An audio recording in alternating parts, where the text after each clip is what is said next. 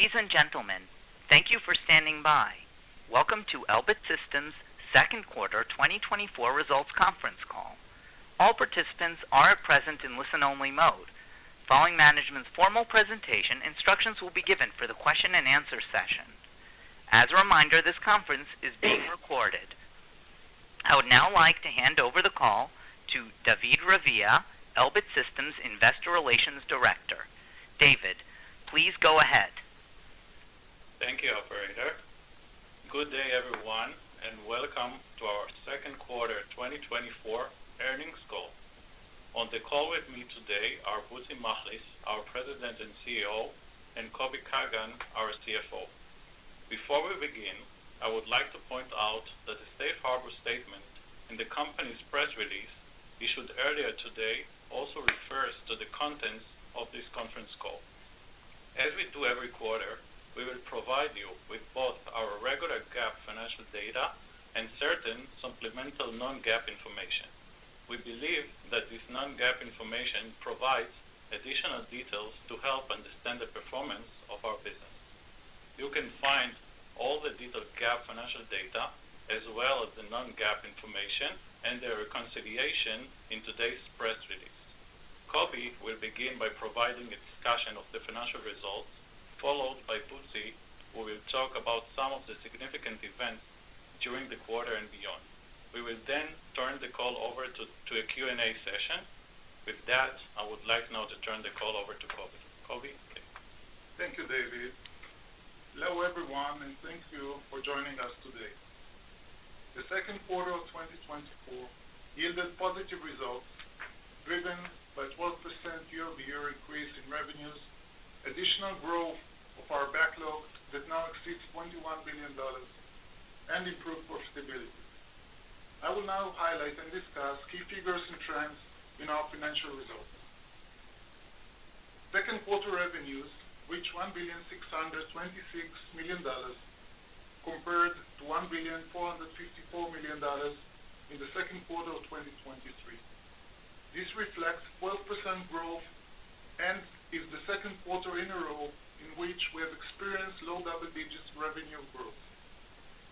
In the second quarter of 2024, Europe contributed 29% of revenues, North America 23% of revenues, Asia Pacific 15% of revenues, and Israel contributed 27% of revenues.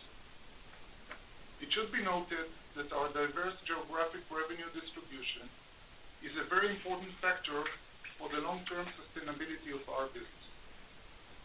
Israeli revenues grew from $245 million in the second quarter of 2023 to $444 million in the second quarter of 2024. This growth reflects the increased demand for a broad range of our solutions following the breakout of the Swords of Iron War. In addition, we see growth in North America revenues due to the increasing demand for maritime and warfare systems. The non-GAAP gross margin in the second quarter was 24.4%, compared to 26.1% in the second quarter of 2023. GAAP gross margin in the second quarter was 24% of revenues, compared to 25.6% in the second quarter of 2023. The second quarter non-GAAP operating income was $130.5 million, or 8% of revenues, compared with $115.5 million, or 7.9% of revenues in the second quarter of last year.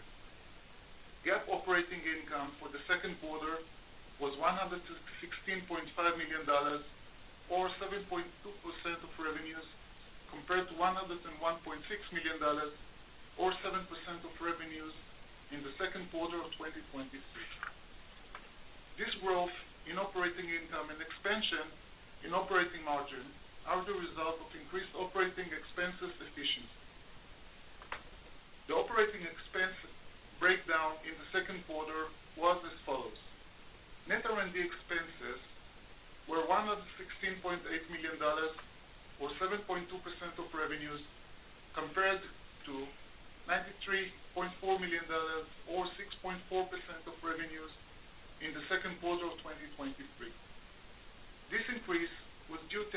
additional R&D efforts in our land segment and continuous investment in high-power laser solutions. Marketing and selling expenses were $87.7 million, or 5.4% of revenues, versus $101.7 million, or 7%, in the second quarter of 2023.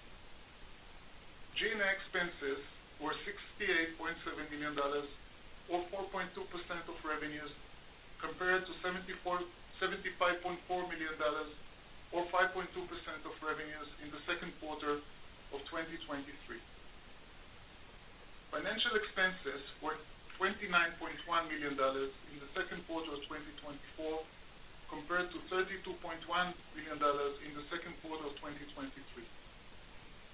The financial expense amount reflects the enduring tightened monetary policy implemented by central banks in the markets in which Elbit operates, including the Bank of Israel and United States Federal Reserve, in response to rising inflation by retaining interest rates at high levels. Additionally, a rapidly growing backlog due to the source of Iran war required higher levels of working capital and capital expenditures. We recorded a tax expense of $11.3 million in the second quarter of 2024, compared to $9.2 million in the second quarter of 2023.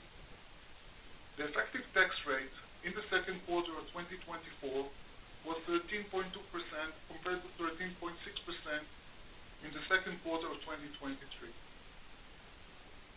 Our non-GAAP diluted EPS was $2.08 for the second quarter of 2024, compared to $1.65 in the second quarter of 2023. GAAP diluted EPS was $1.76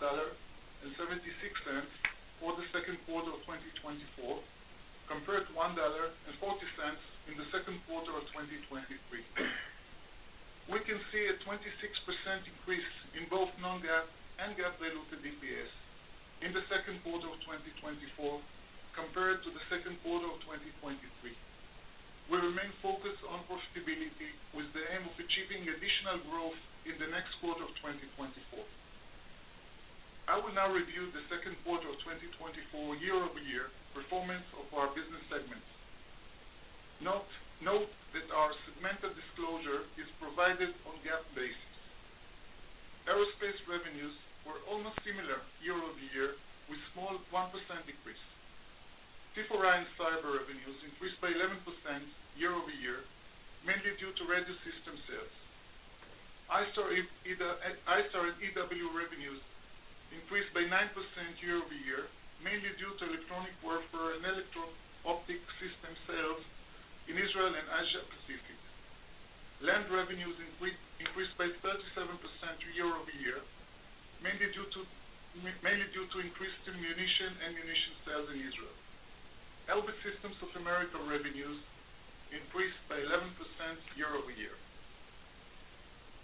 Our order backlog as of June 30th, 2024, reached $21.1 billion, $5 billion higher than our backlog at the end of the second quarter of 2023.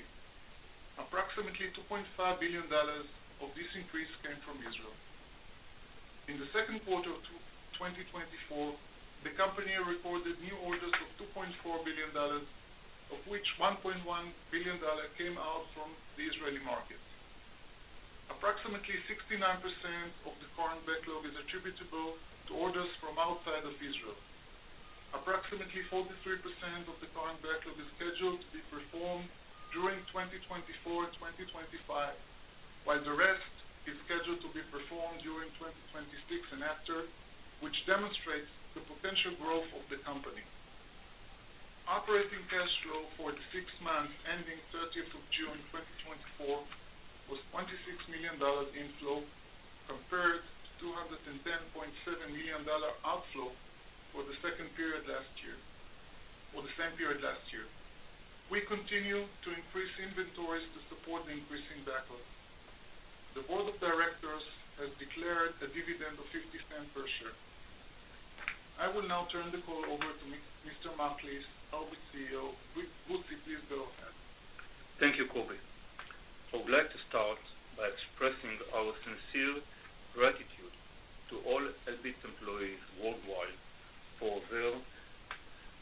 unwavering dedication and commitment to our customers in Israel and abroad.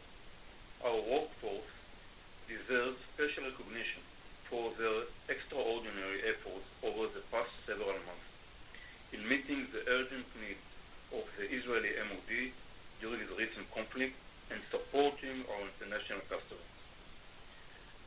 I, along with the entire company, wish for the immediate return of all hostages held captive in Gaza. They are in our hearts and minds, and we are waiting for their return home. In line with the previous quarter, we are pleased to report continued growth in our order backlog, which now exceeded $21 billion. Revenue increased by approximately 12% and profitability improved. Two key factors have been instrumental to our success. Elbit Systems' extensive geographical footprint across Europe, North America, Asia, and Israel, and our portfolio of advanced technological solutions, proven effective in the context of rising global defense budget. Elbit Systems remain committed to expanding its global presence while fulfilling our customer commitments. Our company continues to implement its transformation plan, aiming to meet our internal target of $7 billion revenues, which I believe will be achieved ahead of schedule, and our internal target of around 10% operating margin. Despite the significant increase in revenues from the Israeli market, the majority of our revenues are generated outside of Israel, and our primary focus remains the international market. While supply chain challenges still exist, our diversified supplier base has mitigated their impact. International revenues accounted for 73% of total revenue in the second quarter. We were pleased to announce several recent international contract awards that enhance our global presence. Last week, for example, we announced a $270 million contract to supply rocket artillery to an international customer over a 4-year period. On April 25th, 2024, Elbit America celebrated the delivery of the 3000th F-35 helmet-mounted display system from the company site in Merrimack, New Hampshire. The F-35 Generation 3 helmet-mounted display system is an advanced helmet-mounted display system. In addition to several contract wins in Israel and the Netherlands, for example, we secured an initial $37 million contract in May 2024 to supply Iron Fist active protection system to General Dynamics Ordnance and Tactical System for upgrade the U.S. Army Bradley vehicles. This 24-month contract offers significant growth potential. Furthermore, we recently announced a $130 million contract with BAE Systems Hägglunds for Iron Fist active protection system integration into the CV-90 infantry fighting vehicle as part of a project for a European country, marking another strategic partnership. The Iron Fist system provides 360-degree protection against a wide range of anti-armor threats, including rocket propellant grenades and kinetic energy tanks rounds in both open terrain and urban environments. This advanced technology is a result of substantial R&D investments. The system growing demand underscores Elbit Systems' leadership position and the market's appetite for our innovative solution. Through the recent conflict, we significantly increased production to meet the IDF urgent needs while maintaining deliveries to international customers. Our focus is on expanding production capacity to drive revenue growth beyond the increase in backlog. A prime example of our capacity expansion is a recent award of $300 million contract with the Israeli Ministry of Defense for ammunition supply. This 10-year contract will see the construction of a new manufacturing facility scheduled for completion within 2 years. Combining the new plant facility and the Ramat Beka facility, which is scheduled for completion by the end of this year, our production capabilities will be enhanced and support increased demand from both the Israeli Ministry of Defense and international markets.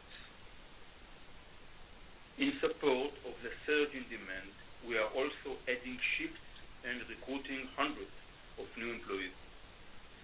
On July 29th, Elbit Systems was awarded a contract worth approximately $190 million from the Israeli Ministry of Defense for the supply of Iron Sting guided mortar munitions. This 2-year contract, which has also international potential, will see the delivery of precision-guided mortar munitions launched from a 120mm mortar designed to accurately target and destroy objectives utilizing both immune GPS and laser-guided technology. In July 2024, we participated in the Farnborough Air Show in the UK, which was very successful. During the show, we demonstrated a wide range of solutions to our international customers and met with many strategic business partners. And with that, I will be happy to take your questions. Operator? Thank you. Ladies and gentlemen, at this time we will begin the question and answer session. If you have a question, please press star 1. If you wish to cancel your request, please press star 2. If you're using speaker equipment, kindly lift the handset before pressing the numbers. Your questions will be polled in the order they are received. Please stand by while we poll for your questions.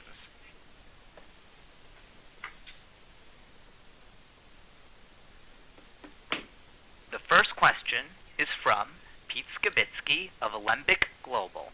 Please go ahead. Yes, hello, good afternoon. Nice quarter. Thank you.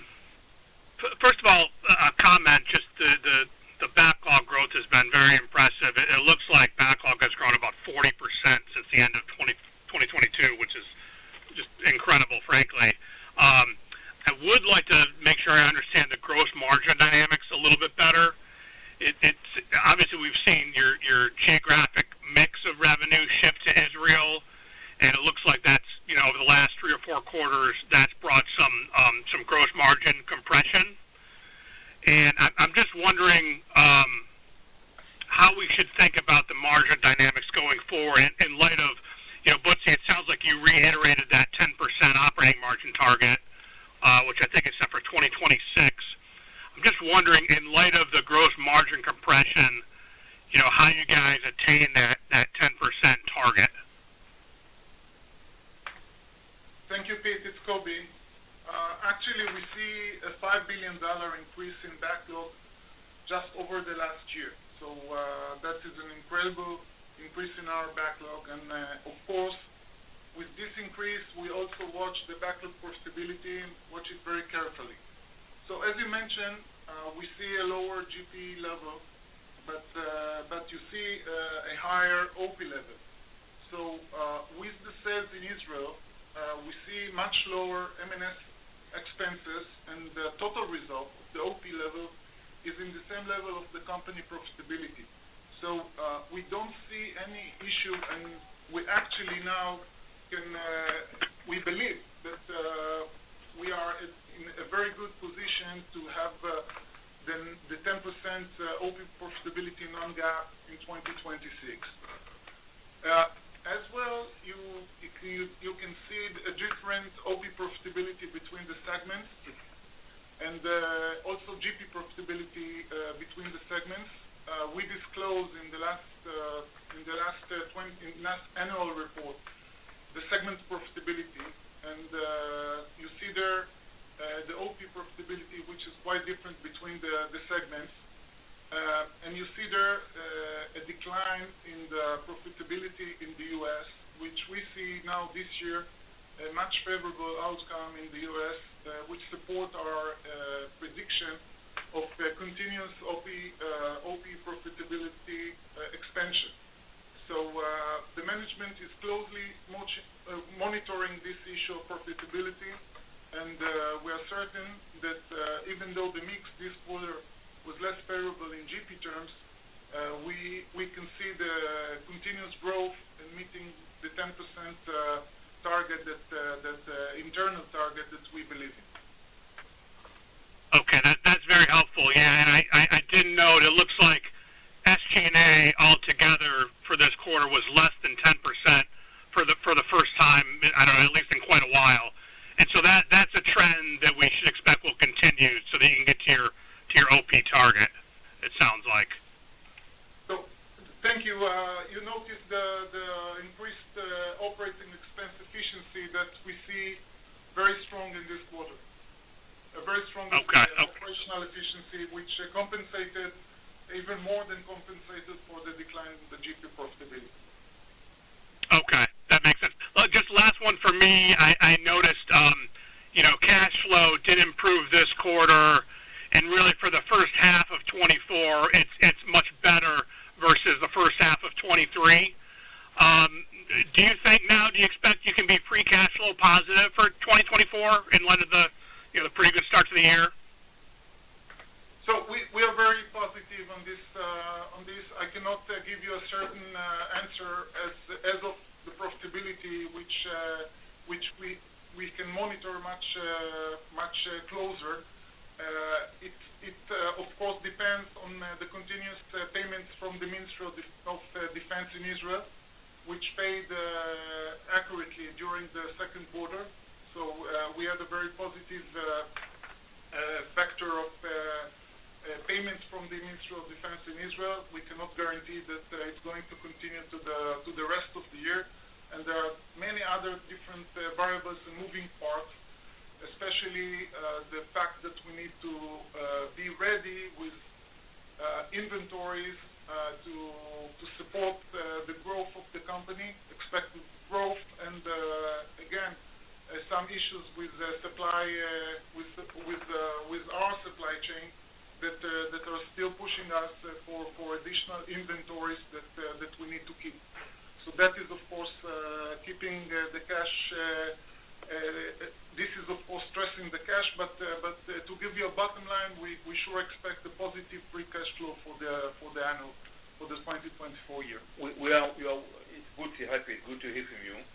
We are working very hard on the cash flow. We understand the importance of cash flow, specifically because of the current interest rate, and that's an area of focus for the entire company. Okay, that's great. Very helpful, guys. Thank you. Thank you, Pete. Looking forward to see you. The next question is from Craig Conrad of Jefferies. Please go ahead. Good afternoon and great quarter. Thank you, Craig. Good afternoon. Maybe just sticking to margins for a minute. I mean, you called out the higher R&D in the quarter and the 10% margin target. Any thoughts around how mix evolves over the next couple of years, given some of the development work you talked about, and what that means for maybe production mix over the next couple of years to kind of get to that 10% target? So thank you, Craig, for the question. We can see a shift in the company in terms of moving from a project company to more leaning towards product company. So the ratio between projects and product is different now with increased level of products. Products, I mean, for instance, the sonar buoys for our business, the maritime business, or the night vision business that we have in the U.S., or the ammunition that we're supplying here from Israel.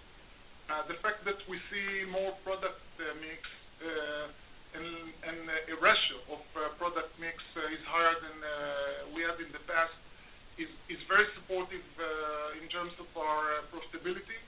The certainty in product is much higher than the certainty in projects. You don't see the same phenomenon that you see in projects.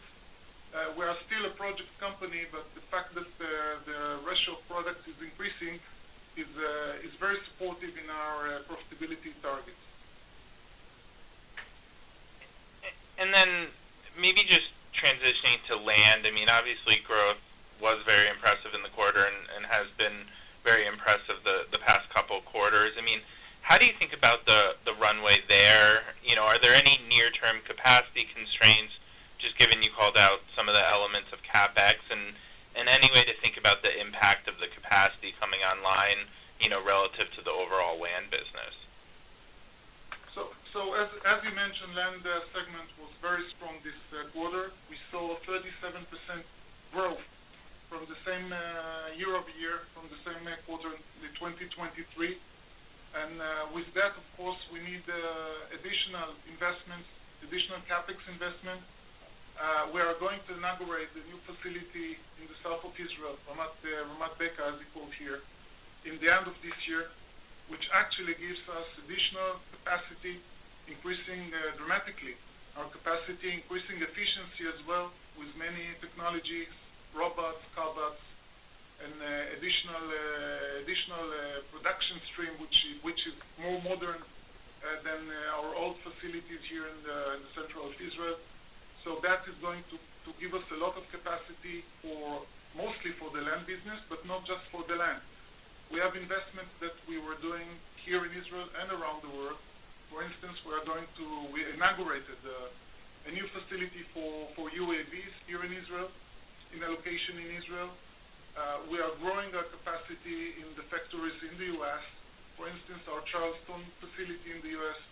was inaugurated last year, and it's a very big investment and facility. We have also a new facility in Germany and also a new facility in the UK. So we keep investing, and tightening this all is more than $150 million investment that we concluded with the new ERP system that was actually most of the company, more than 90% of the company is on the new ERP systems.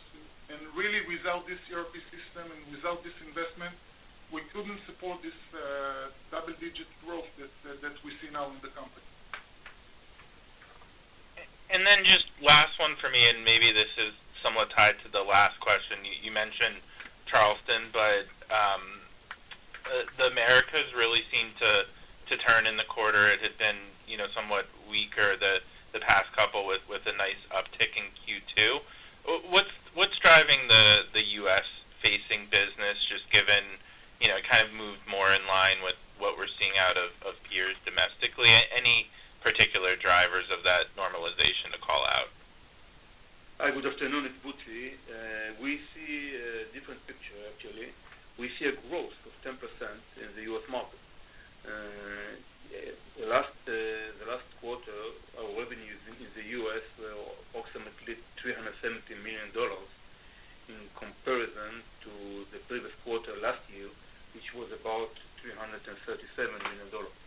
So it's a 10% growth in the U.S. market, and we have very strong positions in the U.S. market in several domains. We continue to win business, and we are confident that our position in the U.S. will continue to grow. Thank you. I'll leave it at that. Thank you. The next question is from Amit Efroni of Oppenheimer. Please go ahead. Hi guys, and congrats on the great quarter. Can you hear me? Great. I was wondering, I have a few questions. My first one is about loitering munitions. I was wondering if Elbit is thinking about entering the loitering munitions segment in a much more aggressive way. We see a lot of demand, like companies from AVAV, like Environment, and their Switchblade 300 and 600. And I was wondering if Elbit, with all its experience in the segment, have any plans in that area. Thanks. Hi, Amit. Yeah, of course. We believe that loitering munition is an important market for us. we have very strong positions already in this market. We were one of the first companies to introduce a loitering munition solution to the market, and we have many customers who are acquiring the Sky Striker system, which is a family of loitering munition solutions. And these systems are already operational in several customers. But you are fully right. We are planning to continue to invest in this domain. There are many additional opportunities in this domain. One of them is man-unmanned teaming, actually combining several UAVs with one operator supporting with AI the way the fighting procedures, and that's a segment that we continue to invest in. We are planning to expand the family even more, and based on the current positions we have in the international market, we believe that it's a good opportunity for us. Okay, great. And I also want to mention that we are fully vertical here. We do everything from the UAV, from the bird, the platform itself, through the communications, through the electro-optics, through the warhead, everything, the flight control, everything, the command and control, everything is done internally in the company. So we are fully controlling our destiny. We are fully controlling the cost. It's all in our hands. So do you think that it's an expansion of other solutions we are providing for different customers. So do you think the time to market is going to be quicker if you want to go to loitering munitions in the next 2 to 3 quarters? Is it possible to have a new, maybe much more capacity and maybe new products in the following 2 to 3 quarters? Yes, I just want to mention that we have delivered already thousands of Sky Striker systems to many customers, and we have several production lines for this, and we are ready to support any demand that will come from the market. Okay, got it. Thank you. And maybe more question from me. Maybe you can give some color about the UAV integration center or factory, how it's called in Rehovot. And I don't know if in the boundaries that you can speak of, how much capacity it's going to come from there, or maybe how much more efficient it's going to be compared to the integration center you have right now. We see a growing demand for our UAV solution, and the beauty here is not that just the UAVs themselves. It's the entire system, and there we provide a variety of payloads, which include EO payloads, EW payloads, unique other payloads like Skya and many more. We also provide the network, the command and control, everything once again is coming from us. We are fully vertical here. And we all see the importance of UAVs here in the current conflict we have in Israel, and we see a growing demand for the family of UAVs that we are providing abroad as well. We recently introduced a new member to the family, the Hermes 650, which was introduced just recently to the market. And because of the growing demand that we see and many orders we got, there is a need for a much more modern facility, and we are consolidating several facilities into one. Once again, with a lot of automation involved, which the new facility, which actually is operational already, will be able to deliver many more solutions to the growing demand we see in the market. Maybe one more question from me, the last one. I was wondering if the Houthis situation in the Red Sea has any material effect on the company, and do you think, if so, if you have some problems with the situation, how Elbit is going to mitigate it? Thanks. As I mentioned in my preview, we see some supply chain issues. However, they are not significant, and we find several ways to overcome them. Okay, got it. Thank you, and congrats on the call again. Thank you. If there are any additional questions, please press star 1. If you wish to cancel your request, please press star 2. Please stand by while we poll for more questions. There are no further questions at this time. Before I ask Mr. Machlis to go ahead with his closing statement, I would like to remind participants that a replay of this call will be available 2 hours after the conference ends. In the U.S., please call 1-888-782-4291. In Israel, please call 03-925-5900. And internationally, please call 972-3-9255-900. A replay of this call will also be available on the company's website, www.elbitsystems.com. Mr. Machlis, would you like to make your concluding statement? Thank you. I would like to thank all our employees for their continued hard work and contribution to Elbit Systems' success. To everyone on the call, thank you for joining us today and for your continued support and interest in our company. Have a good day and goodbye. Thank you. This concludes the Elbit Systems Ltd. Second Quarter 2024 Results Conference Call. Thank you for your participation. You may go ahead and disconnect.